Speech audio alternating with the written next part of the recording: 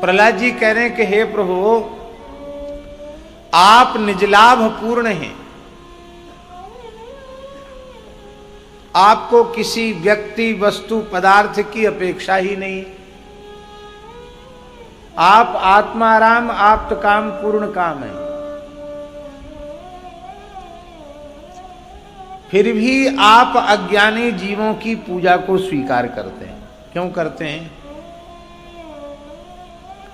आपको आवश्यकता ही नहीं है, फिर आप स्वीकार क्यों करते हैं?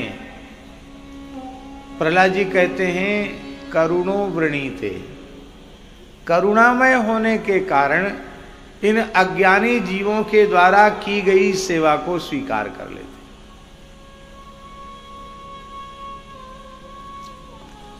जिनके चरण के धोवन से गंगा जी प्रकट हो जाएं, उनको आप कौन सा जल देकर संतुष्ट करेंगे?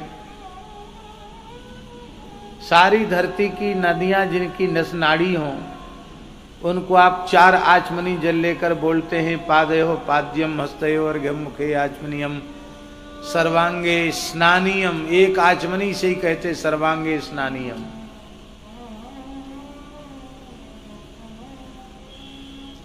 सात कोंख जिनके समुद्र में समाये हुए हैं, उनको हम एक लोटा जल से, एक बूंद जल से संतुष्ट कर सकते हैं क्या? सूर्य जिनके नेत्र हैं, उनको दीपक दिखाकर उनका अंधेरा दूर करेंगे हम?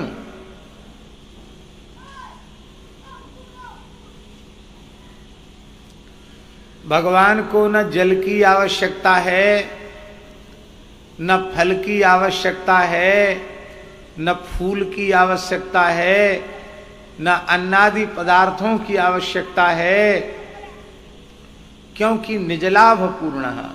भगवान निजलाभ पूर्ण है। फिर भी अज्ञानी जीवों की पूजा भगवान स्वीकार करते हैं और उससे संतुष्ट होते हैं। जैसे पूजा हम लोग भगवान की करते हैं ना, ऐसी पूजा हमारी होने लगे तो हम तो तुरंत नाराज हो जाएंगे। हम नहीं, आप भी किसी के घर में जाओ और आपके पांव धोवे के लिए 1 आचमनी पानी दे, कुल्ला करने के लिए 1 आचमनी पानी दे, और नहाने के नाम पर भी 1 ही आचमनी पानी दे, तो आप कहें क्या मजाक कर रहे हो? उंगरिया का पोर तो भीगा नहीं, तुम नहाने की बात करते हो। और कपड़ा पहनने के लिए कलावा के 2 टुकड़ा वस्त्रोपवस्त्रम समर्पयामी, तो और ज्यादा नाराज हो जाओगे। ये कलावा को कहाँ बांधे, कहाँ पहरे? ये कोई कपड़ा है? और भोजन के नाम पे 2 बतासा धर दो, नैवेद्यम निवेदयामी। पर भगवान 4 आचमनी जल से, फूल से, चंदन से, 1 तुलसी के दल से और 1 बतासा से, 2 चनोरी से भी संतुष्ट हो जाते हैं कि कम से कम यह जीव मेरी पूजा की, मुझे प्रसन्न करने की भावना तो रखता है। हे प्रभु, करुणामय आप हैं, इसलिए जीवों की सेवा स्वीकार कर लेते हैं। उस सेवा का लाभ आपको तो नहीं होता, क्योंकि आप तो निजलाभ पूर्ण हैं, पर जो आपकी सेवा करने वाले हैं उनको आपकी सेवा का लाभ मिल जाता है। कैसे? बोले प्रतिमुखस्य यथा मुखश्री ही।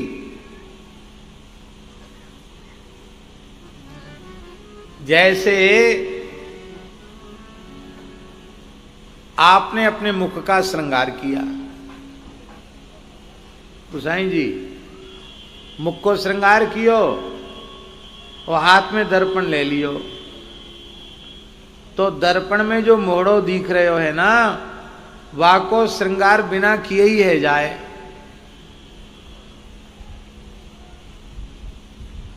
श्रृंगार तो बिंब को कियो जाए, पर श्रृंगार प्रतिबिंब को अपने आप है जाए। ऐसी हे प्रभु, जीव पूजा तो करे आपकी, वाको लाभ मिले जीव को। अच्छो, कोई ये सोचे कि हम तो प्रतिबिंब को श्रृंगार करेंगे, हाथ में दर्पण ले ले और वह दर्पण में ही तेल चुपड़ दे, तेल लगा दे। भाई मैं तो मोड़ो दिख रहा हो कि नहीं, भाई मोड़े में तेल लगा दे। आजकल तो बहुत कुछ लगाते हैं, तरह तरह की मलहम लगाते हैं, पाउडर जाने क्या क्या लगाते हैं। वो सब मुंह पे जो लगाने का सामान है वो सब उसी में दर्पण में लगा दो, उसी में काजल लगा दो। अब आप कल्पना करो उस दर्पण में चेहरा दिखेगा, सब कुछ दिखना बंद हो जाएगा। प्रतिबिंब का श्रृंगार संभव नहीं है, श्रृंगार बिंब का होगा, प्रतिबिंब का अपने आप हो जाएगा। ऐसे ही जीव की सच्ची सेवा है। जीव यदि अपना श्रृंगार करना चाहता है तो श्री ठाकुर जी का श्रृंगार करे, श्री ठाकुर जी की सेवा करे। हम लोग बोलते हैं बोलो नरसिंह भगवान की जय। एक बात बताओ, नरसिंह भगवान कहूं तो आपको कमजोर दिख रहे हैं, लटे दूबरे से दिख रहे हैं कि हमारी तुम्हारी जय बोलवे तो उनकी जय होगी, और हम जय नहीं बोलेंगे तो वो पराजित है जाएंगे, पराजय हो जाएगी। ऐसी बात तो नहीं है।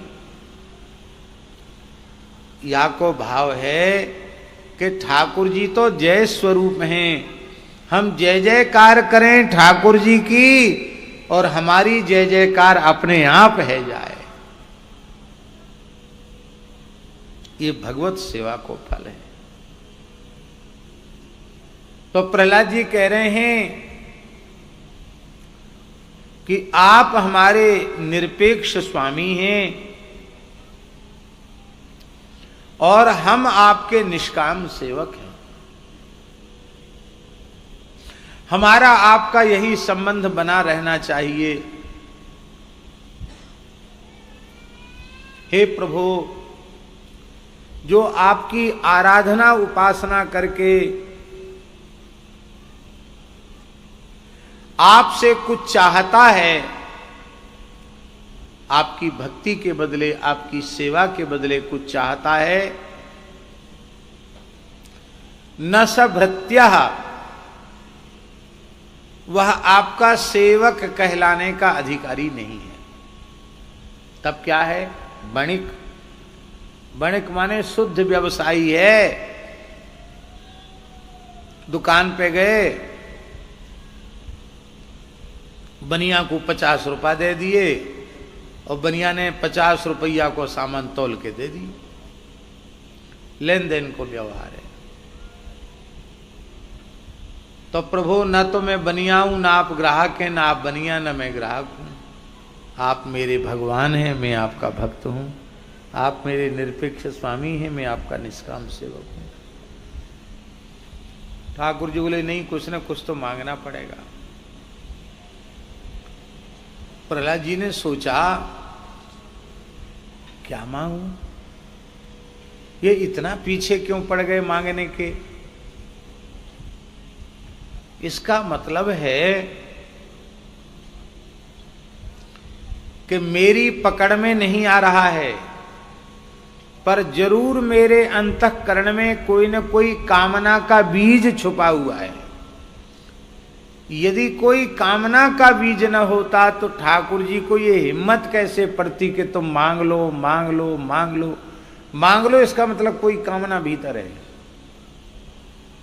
तो प्रहलाद जी बोले, हे प्रभु, आप देवोई चाह रहे हैं तो सो आप कृपा करके यही दे दो। कामानाम हृदय संरोहा भवतस्तु वृणे वरम। मेरे हृदय में कामनाओं का बीज अंकुरित ही न हो।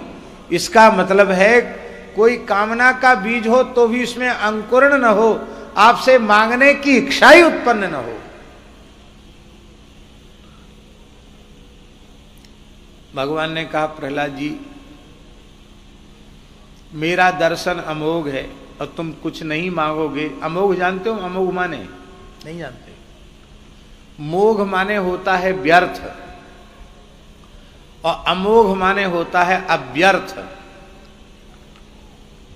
आप हमसे कुछ मांग लोगे तो हमारा दर्शन सफल हो जाए, सार्थक हो जाएगा। आप नहीं मांगोगे तो हमारा दर्शन देना व्यर्थ हो जाएगा, मोह हो जाएगा।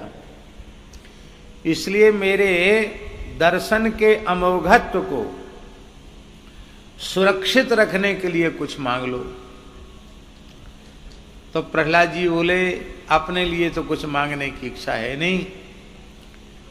आपकी भक्ति जिस शरीर से बन रही है वो शरीर पिता हिरण्यकशिपु के द्वारा दिया हुआ है, और मेरे पिताजी आपको बहुत गाली देते थे, आपकी निंदा करते थे, आपसे द्वेष करते थे। कहीं मेरे पिताजी का पतन न हो जाए, उनकी अधोगति न हो जाए, तो मेरे पिताजी का उद्धार कर दीजिए। भगवान का रहा सहा क्रोध बिल्कुल समाप्त हो गया। भगवान नृसिंह हंसे, अरे बोले प्रहलाद क्या बोल रहे हो, तुम्हारे जैसा भक्त जिस कुल में उत्पन्न हो जाए, त्रिसप्त भी पिता पूता पितृ भी सहते नघ, यत साधोस्य कुले जातो भवान वही कुल पावन। 21 पीढ़ी तर जाती हैं तुम्हारे जैसा भक्त जिस कुल में उत्पन्न हो जाता है। आप तो कुल पावन हैं, सारे कुल को पवित्र करने वाले हैं। इसलिए प्रहलाद जी के लिए भागवत जी में लिखा है, दैत्य दानव कुल तीर्थीकरण। दैत्य और दानव कुल को पवित्र करने वाले प्रहलाद जी, उसको तीर्थ बना देने वाले श्री प्रहलाद जी महाराज, ऐसे अद्भुत भक्त हैं प्रहलाद जी। और तुम्हारे यहाँ 21 पीढ़ी अभी नहीं भई। तुम्हारे पिता को तो मैंने मुक्त ही कर दिया, मेरा पार्षद ही था तुम्हारा पिता। और तुम्हारे पितामह जो हैं कश्यप, महर्षि कश्यप, वो जीवन मुक्त महापुरुष हैं। उनके पिता मरीचि भी जीवन मुक्त महापुरुष हैं। और उनके पिता ब्रह्मा जी तो हमारे स्वरूप ही हैं। आपके यहाँ 21 पीढ़ी कहाँ हुई? ब्रह्मा जी, मरीचि, कश्यप, हिरण्यकशिपु और प्रहलाद। ब्रह्मा जी की 5वीं पीढ़ी में है प्रहलाद जी। तुम्हारे यहां तो कोई है ही नहीं, मुक्त होने के लिए कोई नहीं बैठा है, सब मुक्त ही हैं।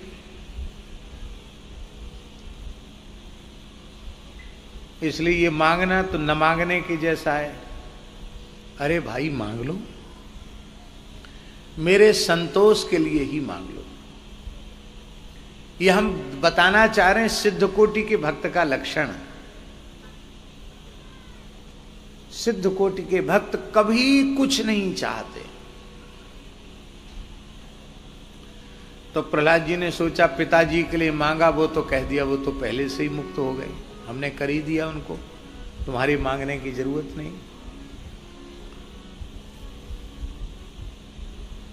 तो जीवों की ओर प्रहलाद जी ने देखा तो प्रहलाद जी के हृदय में करुणा का उद्रेक हुआ कि यह जीव भगवान से विमुख होकर के न जाने कितने जन्मों से भटक रहे हैं। तो इन जीवों पर करुणा करके प्रहलाद जी बोले कि आप प्रसन्न होकर कुछ देना ही चाहते हैं तो सृष्टि के जितने प्राणी हैं सबको माया अविद्या के चक्र से मुक्त कर दीजिए, संसार चक्र से सबको मुक्त कर दीजिए। भगवान नृसिंह हंसे, बोले सब खेल हमारा खराब कर रहे हो, सब खेल बिगाड़ना चाहते हो। अरे भाई, जब सब मुक्त ही हो जाएंगे तो कुछ रह ही नहीं जाएगा, हमारा सब खेल खत्म हो जाएगा। आप तो कहते हैं कि सबको मुक्त कर दो, पर ये मुक्त होना चाहते हैं क्या? अरे मुक्त हम करते अवश्य हैं, पर उसको मुक्त करते हैं जिसके मन में मुक्ति की इच्छा होती है। इनको छूटने की इच्छा है क्या? प्रहलाद जी सोच रहे थे कि भगवान ने प्रस्ताव थोड़ी क्या कि हम सबको मुक्त करना चाहते हैं, हम आवाज लगाएंगे तो बड़ी भीड़ हो जाएगी। तो भगवान ने कहा देख लो, तुम्हारे मन में है तो देख लो। तो प्रहलाद जी ने बड़ी जोर से आवाज लगाई कि देखो भगवान नरसिंह प्रसन्न हैं, जो मुक्त होना चाहे इसी क्षण वैकुंठ जाना चाहे, भगवान ने बिल्कुल द्वार खोल दिए हैं, फाटक खोल दिए हैं, आ जाओ, नाम लिखाओ, चलो। सोचते थे बड़ी भीड़ हो जाएगी, एक भी नहीं आया, एक भी व्यक्ति नहीं आया।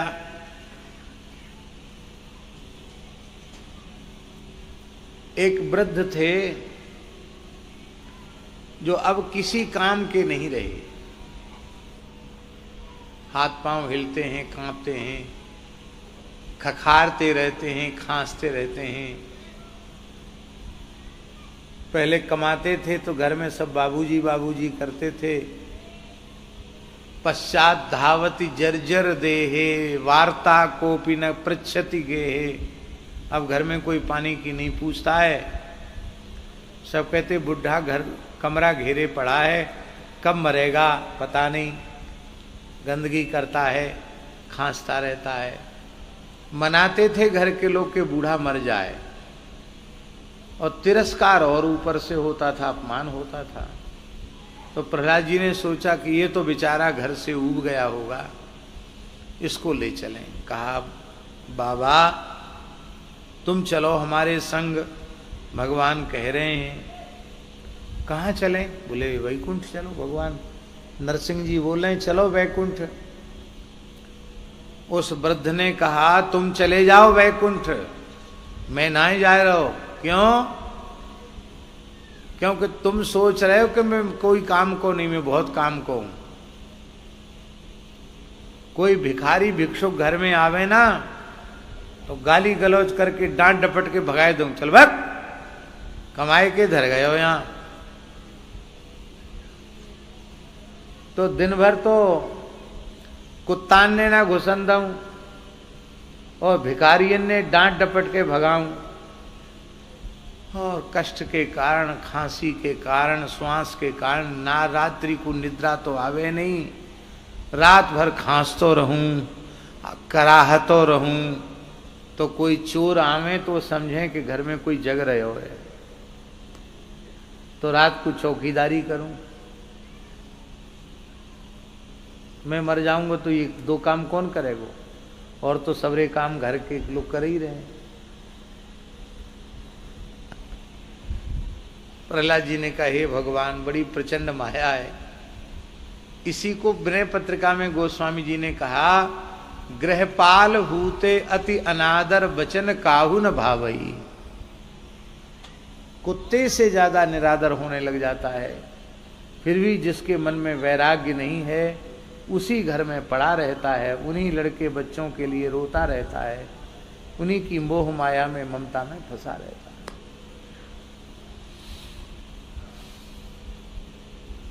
जिससे ना प्रहलाद जी ने पूछा, सबने मने कर दी। कथा बड़ी लंबी है सीता शरण जी। एक सुअर नाली में लौट रहे हो, प्रहलाद जी ने सोचे इससे घृणित प्राणी कौन होगा। विष्टा भोजी नाली में लौटने वाले सुअर से ज्यादा घृणित कौन प्राणी होगा। सुअर ते कही क्या यहां पड़े हो गंदगी में, चलो वहां। कहां? का वैकुंठ। बड़ी प्रशंसा की, बड़ी महिमा सुनाई वैकुंठ की। तो सुअर बोला आप इतनी महिमा सुना रहे हैं तो मैं बड़ा बूढ़ा भी हो गया हूं, चल सकता हूं, पर दो बात बताओ, वहां लौटने के लिए नाली मिलेगी कि नहीं,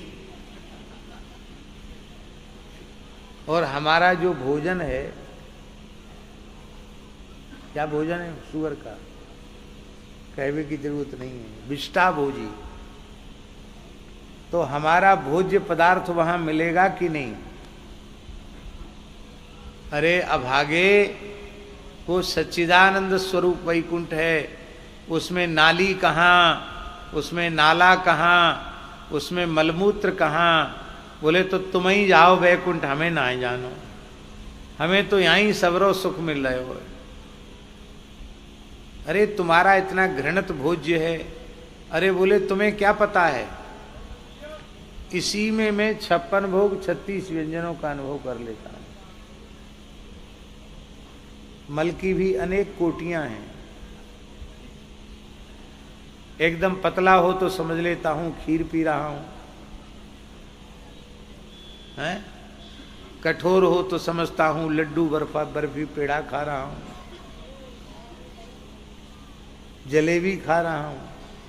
उसी में सारी व्यंजनों की परिकल्पना करके प्रसन्न हो जाता हूं।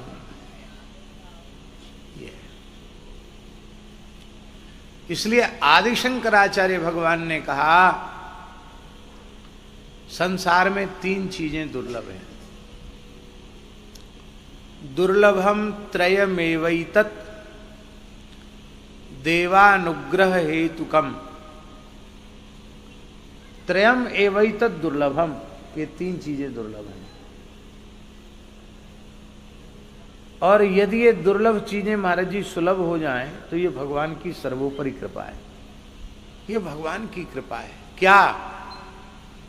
पहली चीज है मनुष्यत्वम। मनुष्य होना बड़ा कठिन काम है।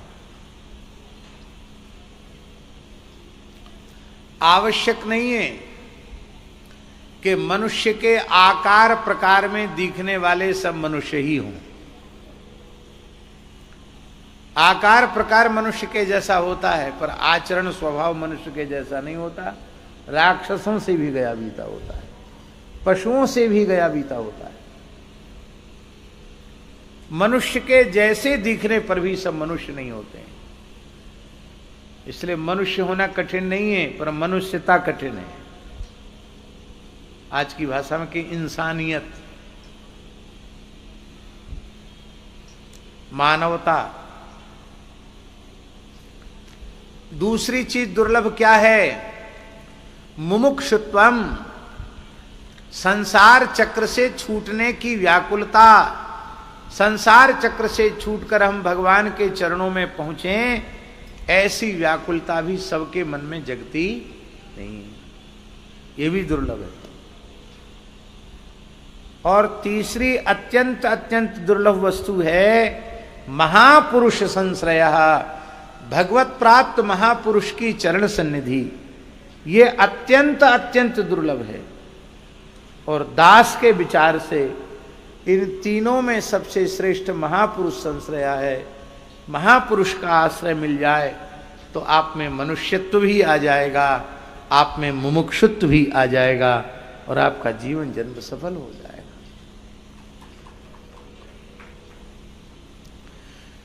मनुष्य के जैसे दिखने पर भी सब मनुष्य नहीं होते।